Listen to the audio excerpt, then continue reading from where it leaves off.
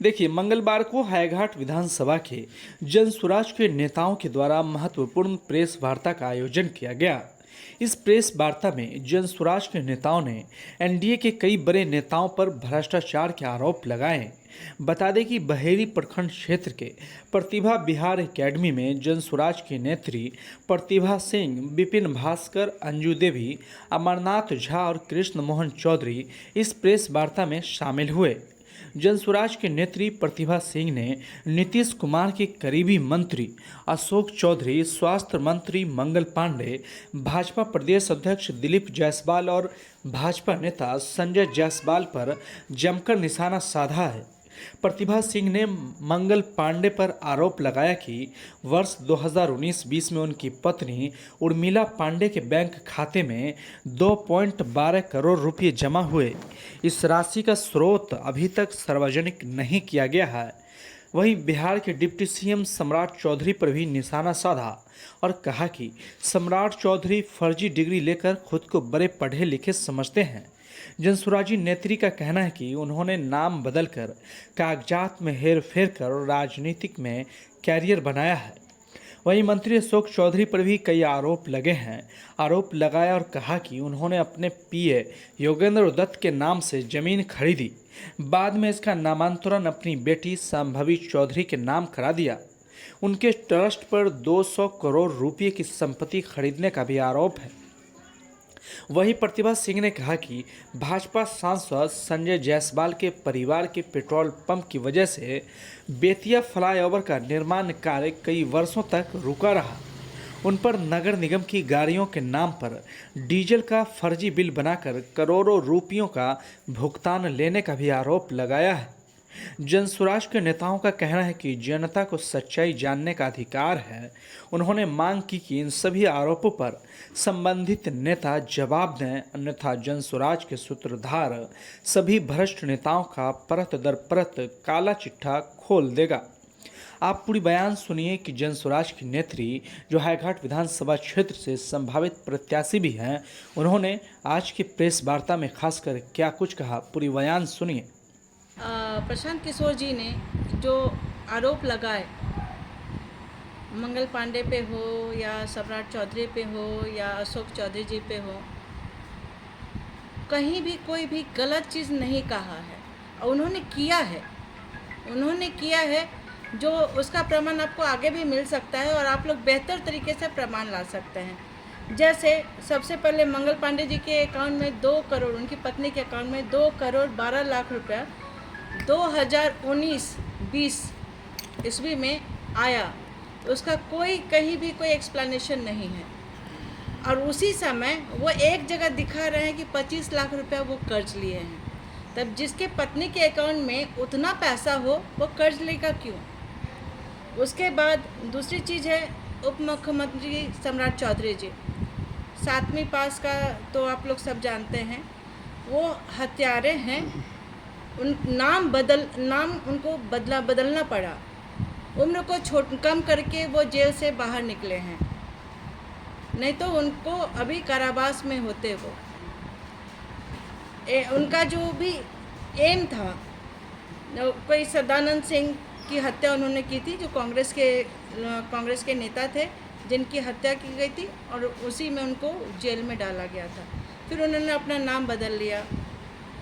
फिर जो रिपोर्ट उन्होंने जो कॉलेज का जो सर्टिफिकेट वगैरह दिया है उसमें और जो उन्होंने इलेक्शन में फाइल किया है उसमें बहुत अंतर है। ये सब आप लोगों से छिपा हुआ नहीं है। इस तरह के लोग अगर हमारे बिहार में हैं तो बिहार की स्थिति कैसी हो सकती है। उसके बाद अशोक चौधरी जी, ये 2 साल में उन्होंने 200 करोड़ रुपए का जो ज़मीन और जायदाद खरीदा, वो कैसे खरीदा? 200 करोड़ रुपए कोई 200 रुपये नहीं है कि आप और हम किसी को दे दें। उसमें तो मिठाई भी नहीं ठीक से कोई खा पाएगा 200 रुपये में। ये 200 करोड़ की बात है जिसका कि उन्होंने ज़मीन खरीदा। और जब उनसे पूछा गया, डिपार्टमेंट से उनसे सवाल किया कि आपके पास ये पैसे कहाँ से आए, अपनी ज़मीन कैसे ख़रीदा है, तो फिर वो अपने स्टाफ मतलब उनका जो पीए थे उनके अकाउंट में फिर से पैसा 25 लाख या कुछ ऐसे ट्रांसफ़र किया उन्होंने। ये सारे पैसे कहाँ के हैं, किसके हैं?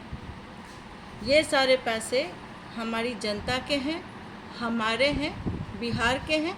और ये सारा जो घोटाला जो है 71,000 करोड़ का, अब उससे अगर इससे हम लोग मिलाते हैं तो फिर देख लीजिए कि कहाँ कैसे ये पैसा बट रहा था और किसके किसके जेब में गया है। इतना ही नहीं, आप शिक्षा के नाम पे भी देखिएगा तो वो सारा कुछ आपको मिलेगा। ये सारा हम रिकॉर्ड के साथ, आप मेरे पास जो रिकॉर्ड है ये सारे रिकॉर्ड के साथ आप इनका ले लीजिए, जायसवाल जी का, संजय जायसवाल जी का। पेट्रोल पंप उनका था जहाँ से हाईवे क्रॉस हो रहा था, उन्होंने बनने नहीं दिया था, रोक के रखा था। फिर बाद में 10 साल के बाद वहाँ जो है सड़क बनी वहाँ की, तो वो तो बिहार को बदलने ही नहीं देना चाहते। जहाँ सड़क नहीं जाएगी तो वहाँ बदलाव कैसे होगा? किसी भी जगह को एक गांव को भी बदलने के लिए सड़क सबसे इम्पॉर्टेंट चीज़ होता है, जो उस जगह को उन्होंने रोका। अब क्या ये लोग इस काबिल हैं कि सत्ता में रहें या नेता बनने के काबिल हैं? नेता तो वो होता है जो सच का दामन थामकर आगे बढ़ता है और अपनी भलाई नहीं, लोगों की भलाई के बारे में सोचता है। ये नेतागण जो हैं वो सबसे पहले अपनी भलाई, अपने बारे में सोचते हैं, फिर दूसरे के बारे में सोचते हैं। तो ये सत्ता परिवर्तन में हम आप सबका सहयोग चाहते हैं कि जो सच्चाई है वो जन जन तक पहुंचाने का काम कीजिए। हम सारे भाई बहन बैठे हैं यहाँ पे, हम लोगों की कोशिश है कि हम लोग एक एक लोगों को सुनाएं, बताएं, लेकिन आप सबसे ज़्यादा अनुरोध करते हैं कि आप लोगों के फॉलोअर्स बहुत हैं, आप लोग की बात लोग सुनते हैं, समझते हैं, देखते हैं। तो आप लोगों से दरख्वास्त है कि इन सारी बातों को आप लोग आगे बढ़ाएं।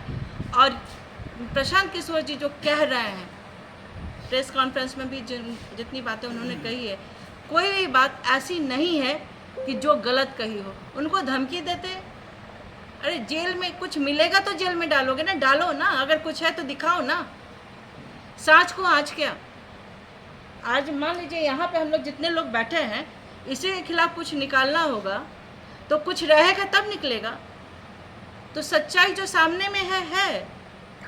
तो आप धमकी दे रहे हैं, आप कोर्ट केस करने का कीजिए, हम लोग डरने वाले नहीं हैं। हमारे प्रशांत किशोर जी नहीं हैं डरने वाले, उनके पीछे पूरी बिहार खड़ी है, पूरा जनसुराज खड़ा है और आगे भी खड़ा रहेगा। उनके कदम से कदम मिलाकर, ना एक कदम आगे ना एक कदम पीछे, उनके साथ ही चलता रहेगा और ये नज़र आते रहेगा। ये आवाज़, ये आगाज़ वो सब सुन ले, आरजेडी वाले हों, महागठबंधन वाले हों या भाजपा वाले हों, एनडीए हो, जितने भी पार्टियां हैं, सब सुन ले इस आवाज़ को कि आवाज़, ये आगाज़ अब कमज़ोर नहीं पड़ेगी। हमेशा ये आवाज़ उठेगा और उठता रहेगा जब तक कि जनसुराज, प्रशांत किशोर जी या हम सब मिलकर पूरे बिहार को बदल नहीं देते हैं। ये हमारा आज का दृढ़ निश्चय है और ये करके ही दम लेंगे। इसके लिए हम लोगों को एक रोटी खाना पड़े वो भी गवारा है, एक दिन भूखे सोना पड़े वो भी गवारा है, लेकिन बदलाव तो ज़रूरी है और बदलेंगे। और ऐसे नेतागण जो इस पे काम कर रहे हैं उन सबको निष्कासित करना चाहिए अविलंब। लोगों को, हम पब्लिक को दरखास्त करते हैं कि इन लोगों को घुसने नहीं दें। जो आपको लूट रहा है उसको कैसे आप सत्ता में बिठा सकते हैं? ये बहुत बड़े सवाल है। उनको समझाना हम लोग तो कहेंगे ही और आप लोग बेहतर समझा सकते हैं इस चीज़ को। क्या कहेंगे मैडम, जिस तरीके से जनसुराज के जो सूत्रधार हैं प्रशांत जी, परत दर परत नेताओं का भ्रष्टाचार का पोल खोल रहे हैं। जदयू के बड़े मंत्री है, बड़े नेता है अशोक चौधरी जी, उन पर बड़ा खुलासा कर दिया। मतलब बिहार के जो नेताओं में, जो सत्ता में नेता है, सब में हड़कंप मचा हुआ है। तो क्या कहेंगे कि आपके नेताओं को, आपके नेता को भी डर है क्या? हमारे नेता मतलब जनसुराज पर बात कर रहे हैं, जनसुराज के नेता के बारे में हम लोग एकदम साफ सुथरे राजनीति छवि के, राजनीति है ही नहीं हम लोगों के साथ। हम लोग समाज सेवी हैं और समाज सेवी किसी चीज़ से डरता नहीं है, ना उसके पास कुछ छुपाने के लिए होता है, ना दिखाने के लिए होता है। जो होता है वो सामने से शरीर होता है। तो हमारे किसी भी नेता को ये डर नहीं है। डरे वो जिनको ईडी का चक्कर हो, डरे वो जिसको छापेमारी होता है, क्योंकि बीजेपी में जो जाता है वो दूध का धुला हो जाता है, बाकी किसी पार्टी में होता है तो वो कलंकित रहता है।